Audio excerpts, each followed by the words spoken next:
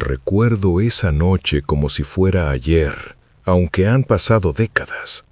Era una noche más en mi apartamento de Manhattan. Las luces de la ciudad parpadeaban afuera y el silencio, raro para Nueva York, me envolvía mientras me preparaba para dormir. Sentí una punzada de inquietud, un presentimiento helado que no pude explicar. Entonces, el silencio se rompió. Un zumbido bajo, profundo, vibró a través de los huesos, no solo en mis oídos. Abrí los ojos, pero no pude moverme. Sentí una parálisis total, como si una fuerza invisible me aplastara contra la cama. Una luz brillante, cegadora, comenzó a filtrarse por debajo de la puerta de mi dormitorio, tiñendo la habitación de un naranja irreal. De repente, sentí un tirón. No fue un empujón, sino una fuerza que me levantaba suavemente de la cama. Floté, ingrávida, hacia el techo. Mi mente gritaba, pero de mi boca no salía ni un sonido. Vi mi habitación debajo de mí, el colchón vacío, el edredón arrugado. Era una visión surrealista, como si mi alma se hubiera desprendido de mi cuerpo. Fui arrastrada hacia la ventana, mi cuerpo girando lentamente. A través del cristal vi las luces de la ciudad, pero no como las conocía. Eran diminutas, lejanas, y luego lo vi. Una nave oscura, inmensa, flotando silenciosamente sobre los rascacielos. De ella emanaba un rayo de luz blanca que me envolvía por completo. Era real. Estaba pasando. El siguiente momento estaba dentro. El aire era frío y metálico, con un olor extraño, como a ozono y algo biológico. La sala era circular, con paredes lisas y sin uniones, iluminada por una luz difusa que no tenía una fuente aparente. Me sentía pequeña, insignificante, y ellos estaban ahí. 3 figuras altas, delgadas, con cabezas grandes y ojos negros e inmensos que absorbían toda la luz. Me sentía completamente expuesta, como un insecto bajo un microscopio. Me bajaron suavemente sobre una especie de mesa elevada. Sus manos, con dedos largos y finos, me tocaron sin calidez, sin emoción. No sentí dolor físico en ese momento, sino una invasión profunda, una violación de mi ser.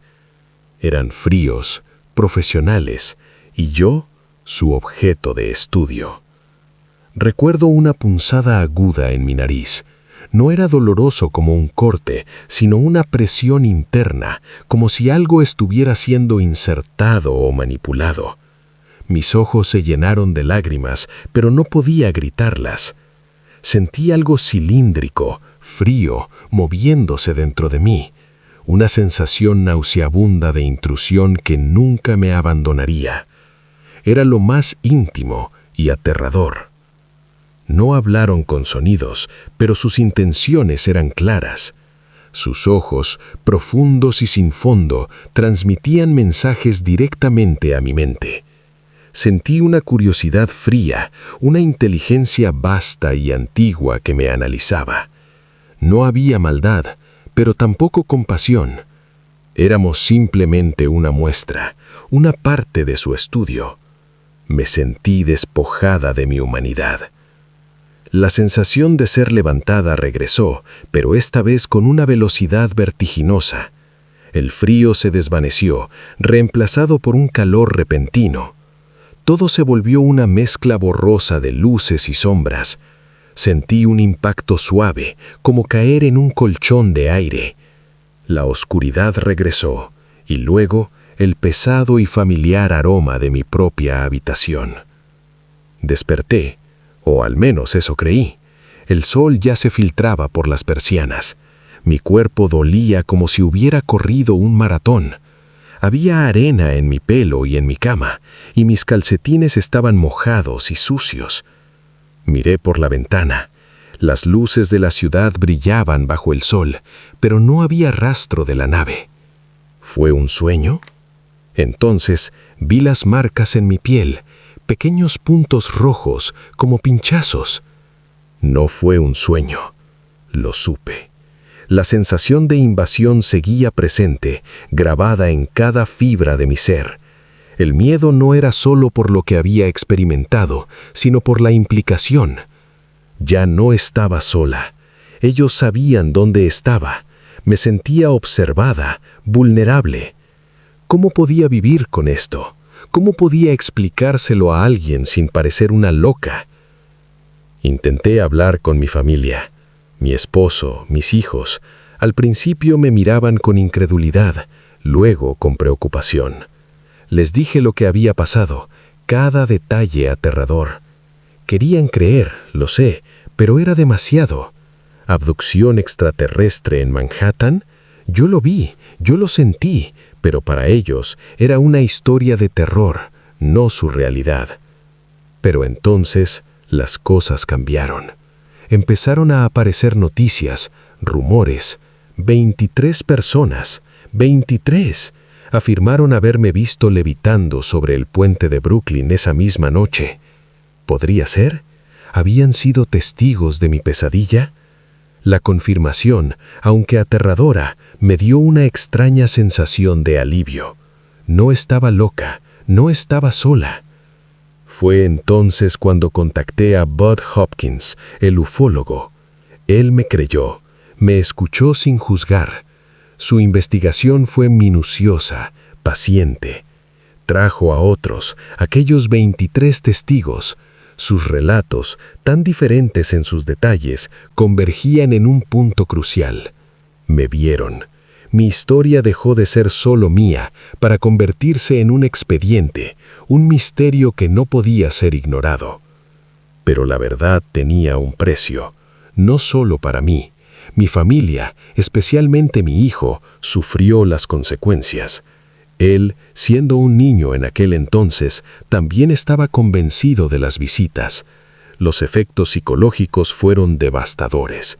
Años de tratamiento, de miedo. Yo vi el terror en sus ojos cada vez que la noche caía. Era una herida abierta, compartida. Buscamos pruebas físicas. Las radiografías revelaron un objeto cilíndrico en mi nariz, justo donde había sentido la punzada. Ahí estaba, la confirmación que necesitaba el mundo. Prepararon la cirugía para extraerlo. Estaba esperanzada, aterrada, pero convencida de que finalmente tendríamos una respuesta tangible. Sin embargo, no encontraron nada, ni rastro. Se había ido. Los años pasaron, pero el trauma no. Mi hijo continuó con su tratamiento psicológico. Las visitas, el miedo a la noche, la sensación de no estar nunca a salvo. Yo llevaba mi carga en silencio, observando cómo esto afectaba a mis seres queridos. ¿Era mi verdad una maldición? ¿Un legado de miedo que no podía borrar? El caso se hizo mediático. Algunos creyeron, muchos se burlaron. La prensa, la gente en la calle, todos tenían una opinión. Me llamaron mentirosa, loca, buscadora de atención. El escepticismo era una pared impenetrable. Sentí el peso de la opinión pública, la vergüenza, el aislamiento. Mi vida nunca volvió a ser normal. Y luego, Netflix. Pensé que sería una oportunidad para que mi verdad fuera contada con respeto. Pero el documental, Abducción extraterrestre en Manhattan, lo sentí como una traición. La figura de Carol Rainey, la exmujer de Hopkins, una escéptica, ocupó un lugar central. Mi propia historia, minimizada, cuestionada, fue como revivir el trauma, pero esta vez por la misma plataforma que prometía dar voz. Ahora, a mis 77 años, he demandado a Netflix, no por dinero, sino por mi verdad, por la de mi hijo que aún sufre, por todos los que vieron. La aguja nunca apareció, pero la cicatriz, la sensación de aquello, persiste. El misterio sigue. La abducción de Linda Napolitano no es solo una historia de terror, es mi vida. Y sigo aquí, luchando por mi voz, por mi realidad. ¿Me crees?